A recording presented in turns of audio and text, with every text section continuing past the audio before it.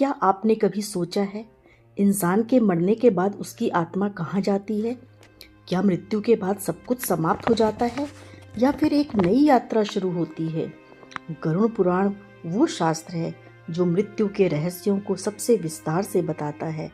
आज हम आपको सुनाएंगे आत्मा की वो यात्रा जो हर इंसान को करनी पड़ती है, चाहे वो राजा हो या रंक। गरुड़ पुराण कहता है कि जब इंसान की मृत्यु होती है तो उसके सामने सबसे पहले उसके जीवन के सारे कर्म प्रकट हो जाते हैं। उसके अच्छे और बुरे कर्म उसी क्षण से आत्मा का साथ देना शुरू कर देते हैं। कहा गया है, जिसने जीवन में सत्य, धर्म और दान किया है उसे प्रकाश दिखाई देता है, और जिसने पाप किए हैं उसके चारों ओर अंधकार और भय का वातावरण फैल जाता है। इसके बाद आते हैं यमदूत। जो व्यक्ति धर्मात्मा है उसके पास दूत श्वेत वस्त्रधारी, शांत और सौम्य रूप में आते हैं, लेकिन जिसने पाप किया है उसके पास दूत भयानक रूप में प्रकट होते हैं। काले शरीर, लाल आंखें और हाथों में फंदा लिए हुए वे आत्मा को शरीर से खींचकर बाहर निकालते हैं। ये दृश्य इतना भयानक होता है कि आत्मा भय से कांप उठती है। गरुड़ पुराण के अनुसार मृत्यु के बाद आत्मा 17 दिन तक इस धरती पर ही रहती है। पहले दिन से लेकर 10वें दिन तक वो अपने घर और परिवार के बीच मंडराती है। वो देखती है कि उसके जाने के बाद उसके प्रियजन कैसे विलाप कर रहे हैं, कौन सच्चे मन से दुखी है और कौन दिखावे के आंसू बहा रहा है।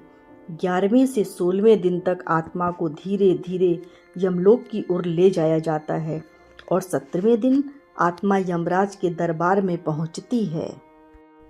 यमराज का दरबार किसी राज दरबार से कम नहीं। वहां धर्मराज सिंहासन पर बैठे होते हैं और उनके पास होता है चित्रगुप्त का लेखा जोखा। चित्रगुप्त हर आत्मा का हिसाब सुनाते हैं। कौन सा पुण्य किया, कहाँ झूठ बोला, कहाँ दान दिया, कहाँ किसी को दुख पहुंचाया। एक एक कर्म को गिनाया जाता है और उसी आधार पर आत्मा का अगला मार्ग तय होता है। अगर पुण्य अधिक है तो आत्मा को स्वर्ग की ओर भेजा जाता है, जहाँ दिव्य गंधर्वों के गीत हैं, अमृत समान भोजन है और हर पल आनंद है। लेकिन अगर पाप भारी पड़ जाए तो आत्मा को नरक की यातनाएं भुगतनी पड़ती हैं। गरुड़ पुराण में 21 प्रकार के नरकों का वर्णन है, जहाँ हर पाप के लिए अलग यातना है।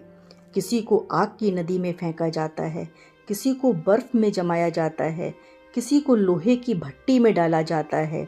ये सब सुनने के लिए नहीं बल्कि समझने के लिए है कि जीवन में कर्मों का फल हर हाल में भुगतना ही पड़ता है।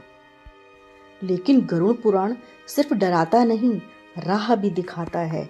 वो कहता है, जो जीवन में सत्कर्म करता है, ईश्वर का स्मरण करता है, दूसरों की सेवा करता है, उसकी आत्मा मृत्यु के बाद सीधा परम धाम को जाती है।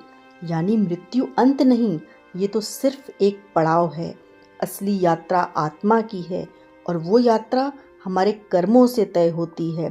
तो क्यों ना हम जीवन में ही अच्छे कर्मों का खजाना जमा करें, ताकि मृत्यु के बाद हमें प्रकाश का मार्ग मिले, ना कि अंधकार का। गरुड़ पुराण का यही संदेश है, मृत्यु से डरना नहीं बल्कि ऐसे जीना कि मृत्यु के बाद भी आत्मा मुस्कुराए।